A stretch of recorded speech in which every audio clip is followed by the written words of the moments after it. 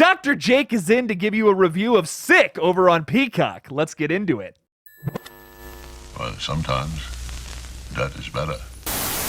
Hey everybody, what's up? KillJoy Jake here, and instead of having friends, I have horror movies. Let's talk about the new movie Sick over on Peacock, co-written by Kevin Williamson of Scream and I Know What You Did Last Summer fame. Before we get into all of that, of course, if you guys can like this video and subscribe, that would make Jake here very happy. Sick is a 2022 American slasher film directed by John Himes and written by Kevin Williamson and Caitlin Crabb. The film just released over on Peacock on January 13th, this past Friday. The film's plot description reads, while quarantining at her family's lake house during the pandemic, Parker and her best friend are threatened by an unexpected visitor. To get into a little spoiler-free review here, I enjoyed Sick, but it is nowhere near a perfect movie. It has some ridiculous flaws about it that are glaring, to say the least. These are simple things you can't miss while writing a script, and there are hugely inaccurate portions to this movie that just really bog it down in my opinion. On a more positive note though, this movie does have some really strong horror elements to it. Some chase sequences that happen that, once again, I won't spoil yet, are very strong and very Kevin Williamson-y. So if you like Kevin Williamson movies like Scream, The Faculty, I Know What You Did Last Summer, you're gonna probably enjoy this movie. Personally, I don't think it compares to any of those movies, but it has one chase scene in particular that is so awesome. That is a 10 out of 10 sequence in this kind of amateur movie. I also just despise one of the characters with every fabric of my being, and I am shocked that this character has such a spotlight on her. I won't elaborate more until the next section of this video, of course. Overall, Sick is a fun watch. It's nothing that I would put on my shelf, but it's definitely the best Peacock original horror film I've seen so far. All right, we're gonna get into some spoiler talk, so go on and get if you haven't seen the movie yet, and then come on back. Sick is a great home invasion thriller with terrific sequences that is unfortunately bogged down by an irredeemable lead character and constant 2020 references. The horror elements in this movie are very strong, very simple, but also very well done. The way that this movie is frantically shot too causes so much more anxiety during the chase sequences. I love it. The cinematography in this movie is a 10 out of 10. And some of the chase sequences are phenomenal. My absolute favorite one being the one on the raft where Parker's trying to get across the lake and this knife just keeps coming up through like the sides of like the wood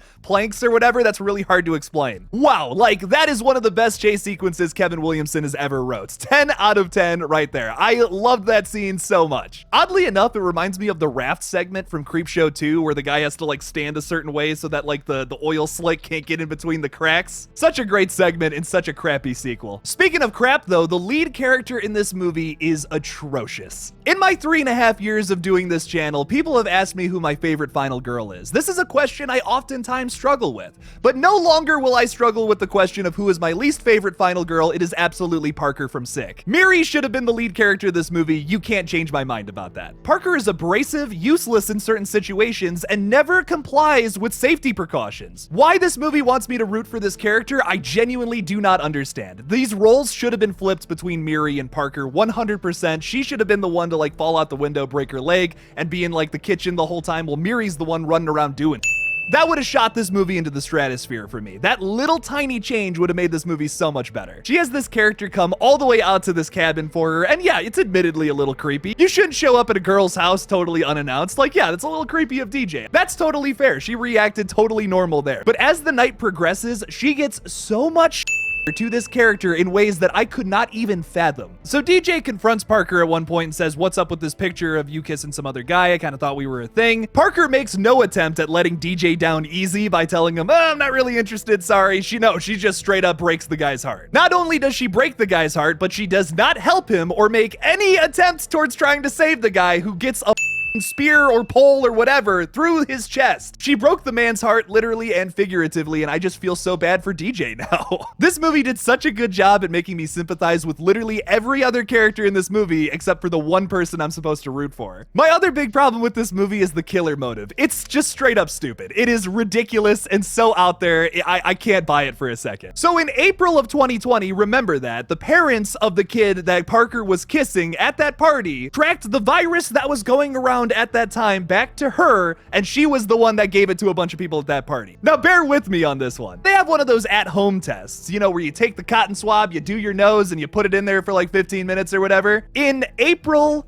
of 2020, 2020. How do you make that mistake? I had to wait in a line for like 3 hours at the free clinic just to get one of those tests in 2020. I doubt they had an at-home test that I could have just picked up at the store, done it myself in like 15 minutes. That would have been really nice. I wouldn't have had to miss a day of work all the way back then. So that crucial moment of this movie is completely inaccurate. I think if you completely take that little gimmick out of this movie, just take the whole 2020 set slasher movie thing, trying to get away from the pandemic, you take all of that out of this, there's a great movie. You don't have to have a dumb gimmick like that for people to come and check out your movie. Kevin Williamson was co-writing this thing. That guy's a horror legend. That's enough to bring people to your movie. This would have been a super effective home invasion thriller, similar to something like You're Next or Don't Breathe. And if you're typing in the comment section right now and being like, Jake, that's what the whole movie was about, that's where the motive went, we could have went down any other path and it would have made more sense. They establish in the movie that Parker has this huge social media presence. You could have just had it been a stalker as the killer. Plain and simple motive that totally would have worked for me. The simple horror elements to this movie are executed so well, and it's such a shame that it's bogged down by this gimmicky 2020 slasher thing. Sick had the potential to be even better than it was, but it's unfortunately just weighed down heavily by all the 2020 stuff. I give Sick a 5 out of 10. I think the highs for this movie are very, very high, and then the lows are very, very low. It's a shame because in my mind, you make a few simple changes to this script and it would have been perfect. What did you guys think about Sick over on Peacock? Leave me something about it in the comments below. Thank you guys so much for watching this brand new review of Sick from 2023. Don't forget to like this video and subscribe for more horror reviews in the future. Please consider supporting me on Patreon or becoming a channel member by clicking that join button on my page. Thank you guys again for watching, and as always, don't forget to kill it out there, y'all.